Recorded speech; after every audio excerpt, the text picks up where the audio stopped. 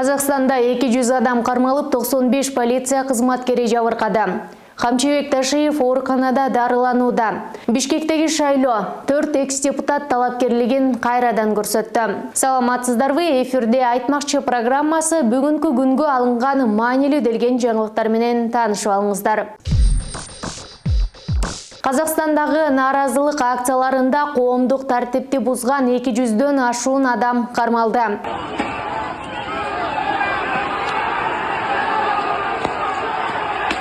Кагылышууда 95 укук коргоо кызматкерлери жаракат алганын Казакстан Республикасынын Ички иштер министрлиги билдирди. Маалыматка караганда бийлик өкүлдөрүнө зомбулук көрсөтүү, бейбаштык, мамлекеттик имараттарга кол салуу боюнча 13 факты боюнча сотко чейинки тергөө амалдары жүргүзүлдү. Башкармалыктын акцияга чыккандар 37 кызматтык унаага зыян келтиргенин билдирди. Алматы шаардык коомдук саламаттыкты сактоо департаментинин басма сөз кызматы нааразылык акциясынан жабыркагандардын саны тууралуу маалымат ала электигин билдирди. Буга чейин Алматынын администрация башчысы Бакытжан Сагентаев шаарда чагымчылдар менен экстремисттер кармалып жатканын билдирген. Анын айтымында дестабилдештирүү аракеттеринин жана экстремисттик аракеттердин артында ичтен жана сырттан келген провокаторлар турат.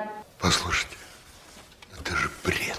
Ну ведь бред, послушайте, что вы несете? Казакстандын президенти Касым-Жомарт Токаев республиканын өкмөтүн отставкага кетирүү тууралуу жарлыкка кол койду.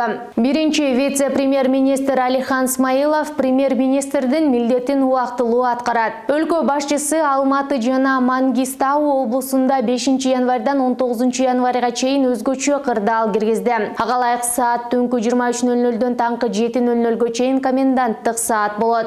Шаарда массалык иш-чараларды жана иш таштоолорду өткөрүүгө, курал жарактарды, ок дарыларды жана спирт ичимдиктерин сатууга тыюу салынган. Улуттук коопсуздук боюнча мамлекеттик комитеттин төрагасы Камчыбек Ташиев пневмония болуп ооруканада. Ал Бишкектеги инфекциялык ооруканада дарыланып жатат. Бул тууралуу бүгүн 5 январда Саламаттыкты сактоо министрлигинен билдиришти. Министрликтин маалыматына караганда атайын кызматтын башчысынын абалы канааттандырарлык. Дарыгерлердин консилиуму өткөрүлүп, тийиштүү дарылоо жүргүзүлүп жатат. Коронавируска тапшырган анализи таза чыкты. Эске сала кетсек, Ташиев пневмония болуп 2020 жылдын июль айында дагы ооруган болчу. Ал эми 2021 жылдын февралында ал Берлин шаарындагы клиникалардын биринде жүрөгүнөн операция болгон.